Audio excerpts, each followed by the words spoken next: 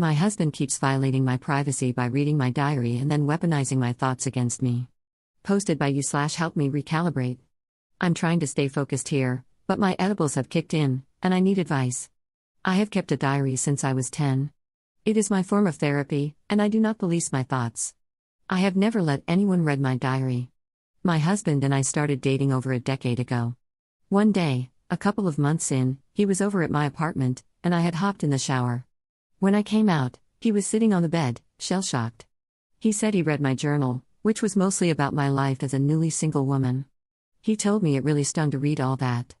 I asked him, but wait, hold on, how'd you find it? He said he was looking for matches.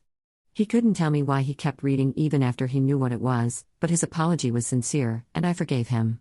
Not too long after that, things got messy.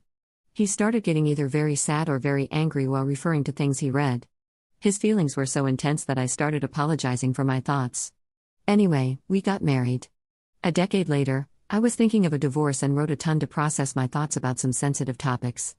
Again, he stumbled upon my journal and read it all. I was pissed, but he convinced me that he would never do it again. Besides, he was really hurt by the things I wrote, and I felt bad. I let it go, but he started getting sad or angry again thinking about what he had read.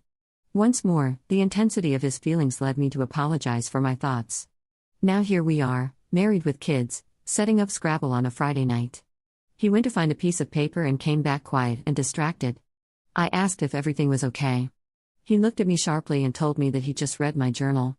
I tensed, thinking of how I recently tackled some tough feelings related to our different ethnic and religious backgrounds. I wrote things that would have been hurtful to read, and I was mortified knowing that he did read them, but I was also annoyed. I told him, wait, you read my journal again? He blamed me for leaving it out and accused me of being a bad person for what I wrote, but honestly, I wasn't listening to him anymore. I just wanted to know why we were dealing with this again. It's pretty effing basic knowledge that one shouldn't read other people's diaries, right? But look at him, forcing his way into my brain and shaming me for what he saw. I surprised myself by slamming my hand on the table. You read it a third time? We were both hurt, but he was accusing me of overreacting while minimizing and deflecting from his behavior. He called me overly emotional when I cried over how violated I felt. This feels so wrong, like I committed a thought crime. So, am I wrong for insisting he's 100% wrong? I'm so mad, but I am doubting whether my reaction was proportional to what he did. On a scale of 1 to 10, 10 being terrible, what would you rate someone reading your journal? And would you apologize for the things you wrote? Top/relevant comments. Commenter. He has broken your trust 3 times, and after the first time, he knew that he might not like what you had written. It sounds like he uses reading your journal as a way to understand how you're feeling, rather than actually asking you. The whole point of a journal is that you get to articulate your feelings, unedited, in a private place. He has disrespected that on 3 separate occasions. If he didn't want to be upset by what he read, he shouldn't have read it. Commenter 2. You willingly married someone after they proved time and again that they have no problem crossing your boundaries and then punishing you for what's inside that journal. Leave that man. He will do it again, and if you think he's only done it 3 times, you're naive. You need to leave him. Not the jerk, but you will be if you stay with someone who punishes you for your thoughts and violates your boundaries time after time. Op adds an edit to her post. Thank you all for your comments. I am overwhelmed.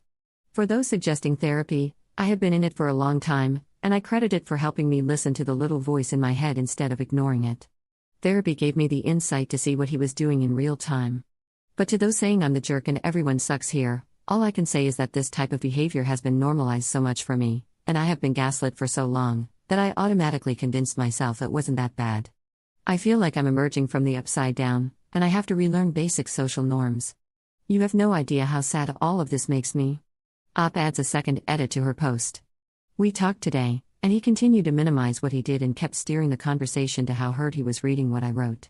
I kept asking him if I shared those things willingly with him. When he said no, I told him that he can then deal with the consequences of his own actions by himself. I kept stressing to him what a big violation it was and that I needed space to think. I guess he's been stewing about it for the last few hours because tonight he started to yell at me in front of our kids and angrily told them about what I wrote. He literally told them that I don't like that they are from his culture. WTF, man, why are you hurting them? To hurt me? I was pleading with him to stop and trying to cover his mouth, the kids were shrieking and sobbing, and he was yelling and wild-eyed. The chaos of tonight just broke me. I had flashbacks of my childhood, screaming and crying on the stairwell, watching my dad go after my mom. Long ago, I had promised that I would never put my kids through something like that. I tried to get them out of the house since he wasn't stopping, but we only got as far as my car, where the three of us sat crying while I kept apologizing to them and trying to reassure them. God, how did I get to this point? Update 12 days later. Hey, Reddit. I will keep the update itself brief. The kids and I are safe, and I am divorcing my husband. The incident that I posted about was so jarring that I could no longer downplay the abuse. I understood then that it would be so much worse for my kids to grow up in a household like that than to grow up with divorced parents. I did want to take this opportunity to talk to the people who seemed flabbergasted that I had not left him earlier. I know Reddit can be cruel sometimes, but to shame someone for staying in an abusive relationship is just so ignorant. A person stays with an abuser for a myriad of reasons: fear, shame, mental health issues, lack of resources, lack of support, lack of money, the partner's coercive control, etc. Please educate yourself on abusive relationships before writing judgmental comments. In my case, I stayed because he was so good at manipulating and gaslighting, at sowing doubt and confusion, that I started taking notes during arguments because I felt like I was going crazy. He would say things and then deny up and down that he said them. He would tell me that I misinterpreted his words or that I had a bad memory or that I had anger issues. Meanwhile, he was the one punching walls, breaking things, lying, and following me from room to room as I was trying to get away from him. After years and years of this, I left only when I saw how much staying would hurt my kids. To those in emotionally abusive relationships like mine, I want you to know that I see you. This is real abuse, even if it doesn't leave physical scars. Top/relevant comments. Commenter. Your original post genuinely had me looking at the author like, did I make this account? I went through the same thing. My ex would read my journal and then use it against me. Typically, he would use it to undermine me and make me think I'd told him things I hadn't. But one day, he read about a guy I had been talking to. He had asked me to open the relationship and we had, and that upset him, so he came into where I was sleeping, threw the diary at my head, and started screaming at me and laughing maniacally. Thankfully, the relationship was broken enough that was one of a few last coffin nails. Instead of cowing me further, it pushed me out. I'm so happy that I got out of there. Just wanted you to know that you're definitely not the only one who has experienced this particular form of abuse and that it definitely is abusive, even in a vacuum from all the other crap. I hope you find your way out and that things feel better on the other side. This is going to burn like hell, but it's a cleansing fire. Second update 2 months later. In May 2022, I took a break from my marriage because my husband's verbal abuse was escalating. He moved out for a few weeks. Some of the things he said during our last fight, but had said many times before, were that I'm a failure, no one likes me, and I'm socially awkward. I have a graduate degree, I make good money, and I have friends, but I still believed him. During our separation, I signed up for a dating site. This was not to date or hook up with anyone, and I did not meet up or talk with anyone. It was only to see if I was really as undesirable as he made me out to be. He was wrong. I felt better about myself, and I deleted my account. Like Ross from Friends, I thought this was okay since we were on a break. I recognize that I should have set ground rules with my husband during the break, and I apologized to him about that. We tried to work on our marriage but, as those who read my other posts know, I am divorcing him. This time during our separation, we set ground rules. One of them, at his request, was that we refrain from dating sites and dating in general until the divorce is finalized. We both agreed. 2 days ago, I got a bank notification about some weird charges. When I looked into it, I saw that he had joined 2 dating apps and mistakenly charged our joint account. I took a screenshot and sent it to him without comment. He responded that it was okay for him to do that because I did it in the past. When I mentioned that we discussed and agreed not to do that, he said, "I'm just doing what you did." I said he was the one who specifically asked that we not join sites until the divorce was finalized, but again, he said that I did it last time, so it's okay that he did it. He's now acting overly friendly so that I will let this issue go, but I feel deceived and can't go back to trying to be amicable with him. I decided to limit our conversations to our mediation sessions, but he continues to insist he did nothing wrong and is accusing me of withdrawing like I always do and of making the divorce contentious. Am I wrong for being bothered by what he did?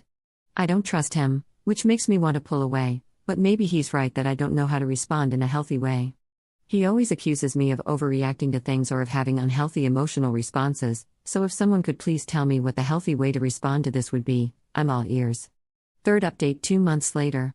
Several months ago, I turned to Reddit because I knew something was wrong in my marriage, but I needed an outside perspective to tell me how wrong. I was the proverbial frog in boiling water. Since then, I'd asked myself repeatedly why I didn't leave earlier. Then I remembered that I did try to end things a couple of months after we started dating. He was love bombing me, and I felt smothered. When I told him that I wanted space, he was devastated. I see now that that was the turning point. I prioritized his feelings over mine. I gave him the benefit of every doubt. I convinced myself that the red flags I was seeing were aberrations.